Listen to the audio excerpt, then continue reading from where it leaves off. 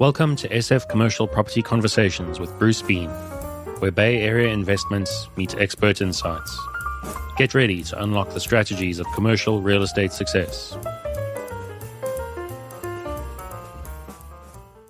So today we have Cameron Corwin with us, and Cameron is a Oakland-born real estate investor and buyer. So Cameron, it's great to have you. I'd just love to hear how you actually went through and grew up in Oakland and went to Cal Poly and got into commercial real estate.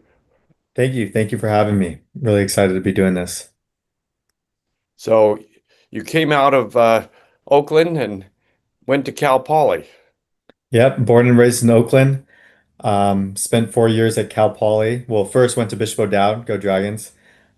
Spent 4 years at Cal Poly, studied ag business. Uh, didn't use much of my degree graduating college. I always knew I wanted to be in real estate when I graduated. Both my parents were in real estate, but they encouraged me to try a different profession before just diving right into real estate. So I actually worked for Deloitte Consulting for Oh, 3 years before becoming a broker in the city. And it was a fun 3 years. I got to travel to 14 different countries and wow. um, yeah, really kind of take a venture outside of real estate. But I found myself listening to a podcast called Bigger Pockets at the time that was just starting and underwriting deals in my free time. And I was like, I really need to get into real estate and be around it full time. So I said, how could I get the most exposure to as many deals as possible? And I landed on becoming a broker at first and doing investment sales for ARA that got morphed into Newmark. Oh yeah. Okay. And so, And that was out of the city? that was I was in the city, but my territory was in the East Bay. Oh, okay. Yeah. And so, the shop that I was with, a lot of my mentors, they were buying real estate themselves in markets that they weren't brokering in. I knew the East Bay the best because that's where I grew up, and I found every deal that I was listing. I also was like, wow, this buyer is actually making a lot of money on this. Why am I not on the principal side? And so I Hello. learned quickly that I couldn't be the best broker because I wanted to buy every deal that I ended up finding. So I spent 2.5 years on the brokerage side, started buying deals on my own, meeting some people on Bigger Pockets, and put together a small group to buy my first 8 unit building. And then from there, um, went to the debt side to learn the other side of the real estate game. And I understood how important financing a deal was since it's, the majority of the capital stack a lot of the times. And that was like a master class of really understanding how leverage and real estate and numbers really work. And so I'm very grateful for that experience. I worked on the agency debt team out of Santa Monica under Mitch Clairfield. And in that span between 2020 and 2022, Oh, we were the okay. top Fannie Mae lender in the nation. And so I got to see a lot of deal flow and um, really got to see a high volume of transactions and more institutional size transactions. Oh, wow. Okay. So then you kind of went out on your own in terms of OakRidge. You initially bought this 8 unit apartment in the Richmond, right? Yep. Yeah. Yep. And then you've expanded out from there. Now you're up to like 200 units, right? Yeah. It all started with that 8 unit building, which is pretty crazy to think about now. My three partners on that deal were strangers at the time. One of them I had met on Bigger Pockets.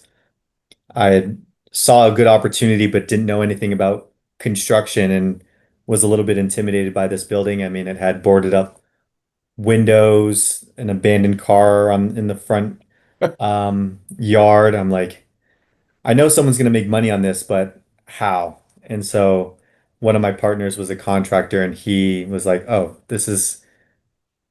trust me on this. This is something I see and can do all the time." So we partnered together, ended up refinancing 100% of our equity out in nine Wow. months maybe.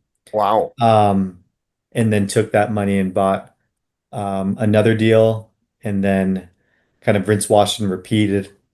Did a couple 1031 exchanges, and now I still invest with that group and a few others, and it's turned into over 200 units from that one 8 unit property.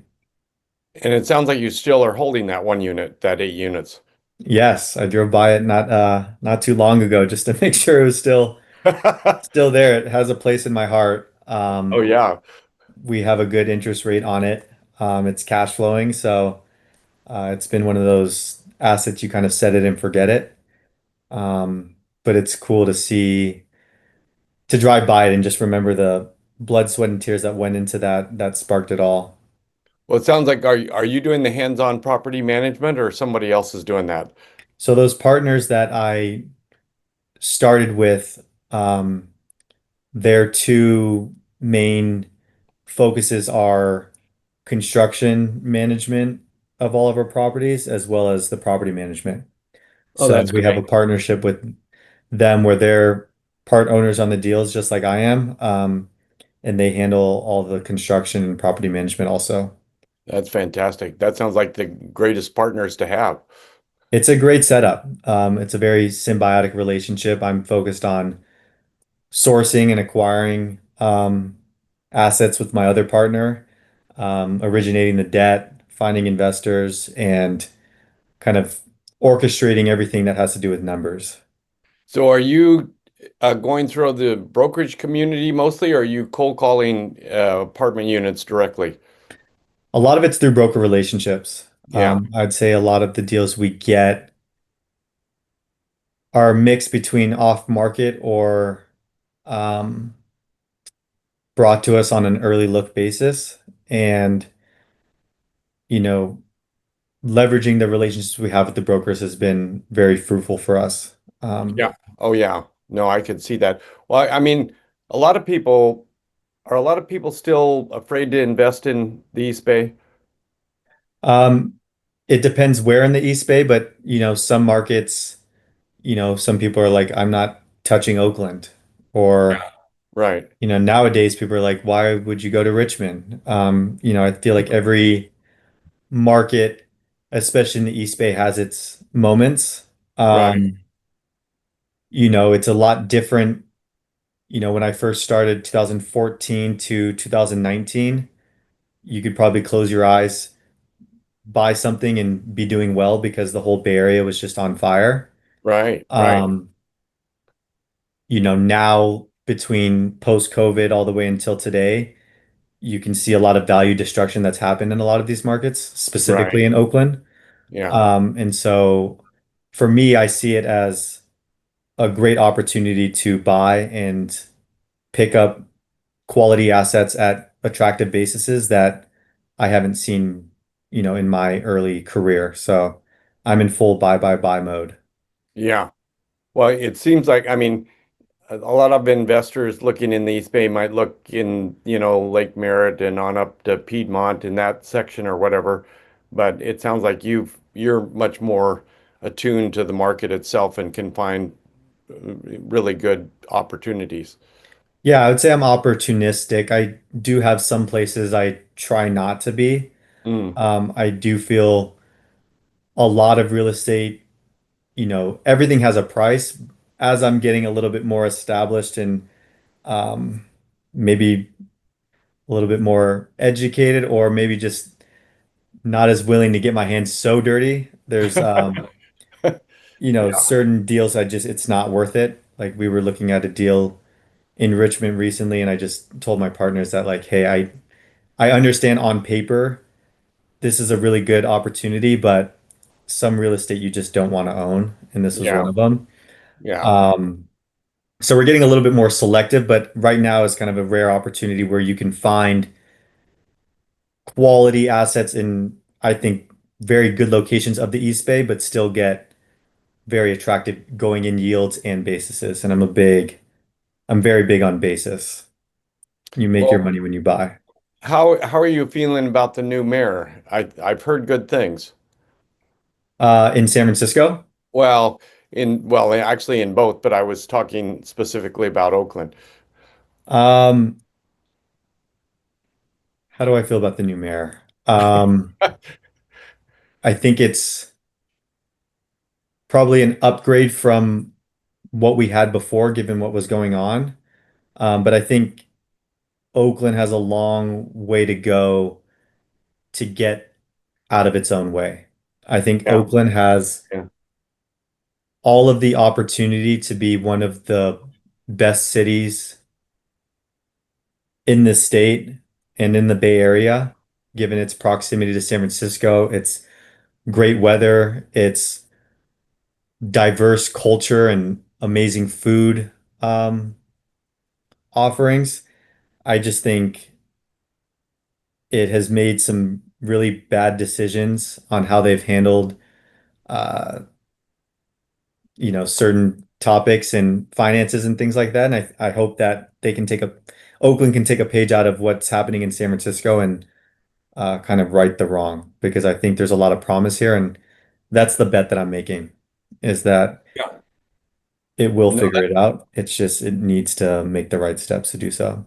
yeah. No, I mean, pre-COVID, Oakland was really hot. I mean, it was Temescal and some of the local areas were just rocking and rolling. It was great.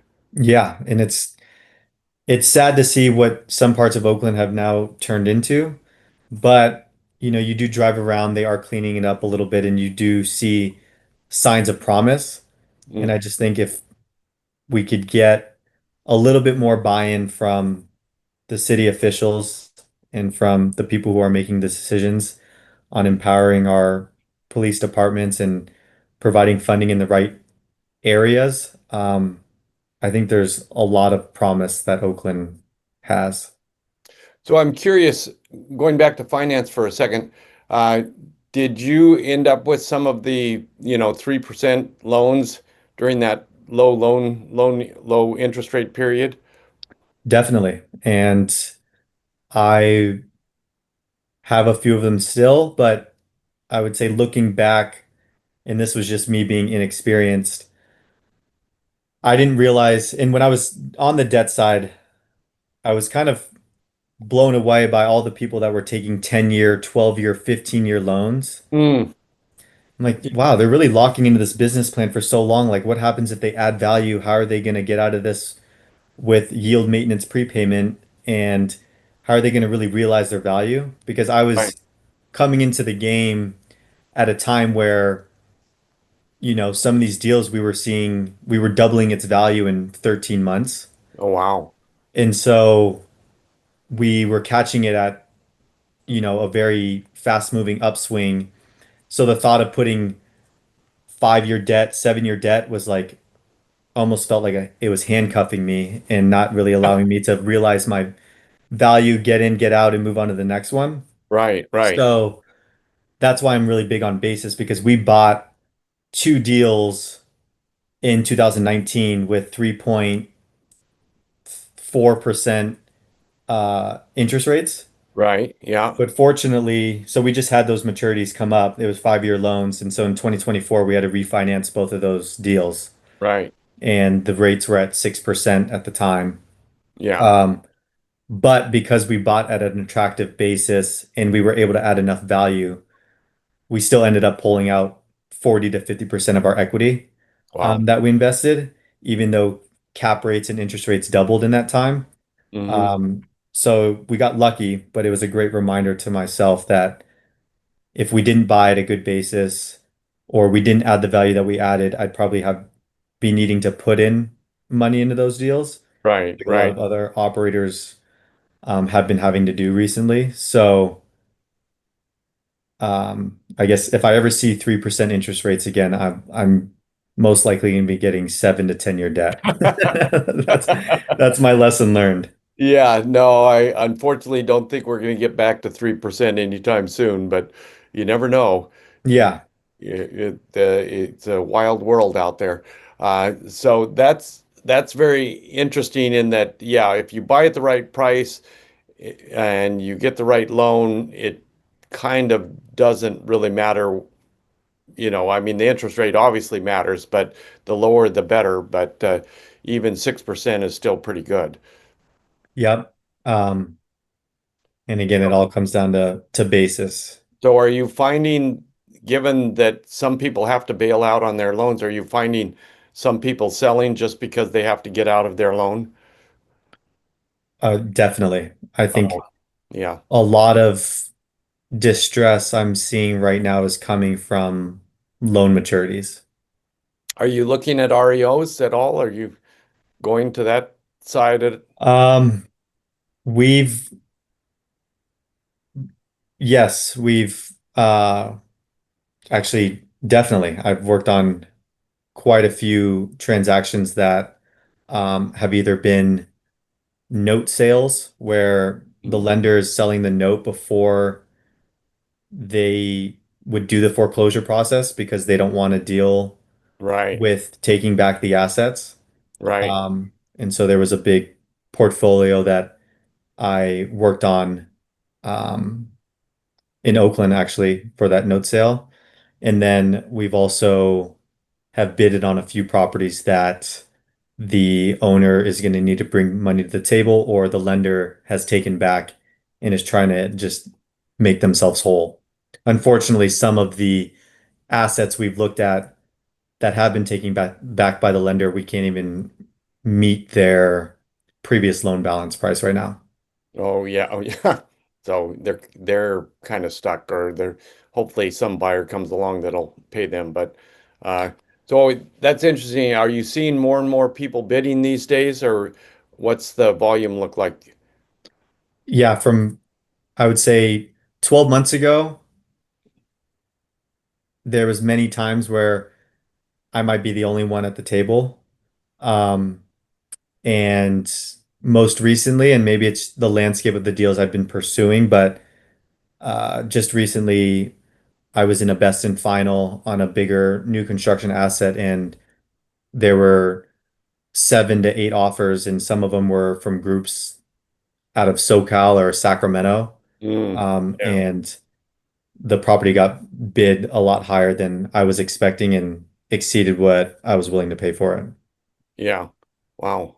So it was new construction. It was going back to the bank, or uh, why were they selling? Before we went back to the bank, it was a seller preemptively selling it Uh, and thinking instead of me needing to pay down my debt by, you know, a few million, I'll put in 1 million now and get this thing sold.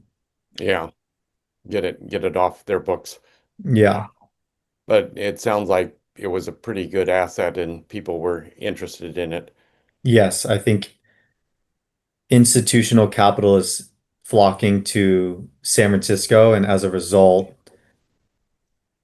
only one buyer can be awarded a deal of the transactions that are happening in San Francisco. So I think naturally, as things are getting priced out in San Francisco or getting too competitive, uh, capital's looking elsewhere in surrounding markets to see where they can deploy capital and still catch some of the run that is going to ripple from San Francisco. So as we were talking earlier, it sounds like we're maybe at the bottom of the trough right now. What do you think your crystal ball is looking like? How long do you think before things really start to ramp up again? My crystal ball is telling me things have already ramped up in San Francisco, Uh, yeah. um, and it's happening fast. And we're starting to see a little bit of that ripple effect happen in the East Bay. Hmm. And I think it's gonna happen pretty quickly here in the middle and end of 2026 in Oakland and in other surrounding markets of the East Bay. Yeah. Yeah. So buy now basically is the Buy word. yesterday would be ideal. And then if you didn't buy yesterday, then buy now. Buy now. Get out there and get it while it's hot. Because Yeah, just don't wait too long. yeah, no, and that would indicate that rents are starting to go up also.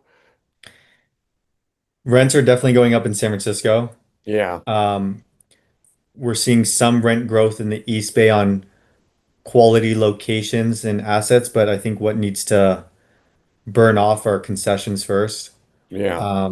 There was a lot of influx of new supply that came into the Oakland market specifically that needs to fill up and is almost there, and concessions are starting to slowly go down. And once we get buy-in from those new construction assets not needing to offer those concessions, I think Hmm. that's when we'll start seeing the rent growth. And if we can get some continued demand from people coming from all over, the nation and the world to be part of this AI boom in coupled with return to office, um, and coupled with the lack of supply that's in the pipeline over the next 2 to 3 years, we'll start seeing some rent growth. Yeah. No, I think that's very accurate. So I'm curious here, are you tracking rents in San Francisco as kind of a bellwether to what's going to eventually happen in Oakland? Definitely. I have a graph that shows the correlation between the two, and right Oh, now the gap is the widest it's been in the last 10 to 12 years between your average rent in San Francisco versus your average rent in Oakland. oh, that's interesting. And so that Wow. leads me to believe that that delta or that gap is going to be closed. And so, as San Francisco rents continue to increase, I think the East Bay in Oakland usually follows like 18 months after is kind of what the data has shown me. Uh-huh. So I think we're going to start seeing that growth at the end of 2026. Interesting. Well, that's a very good graph to keep track of. It's So, one of my favorite that I throw into my yeah. investment decks. Well, I think we should talk again in 6 months and just see how that curve is either probably narrowing, fortunately or unfortunately, and see what happens from there.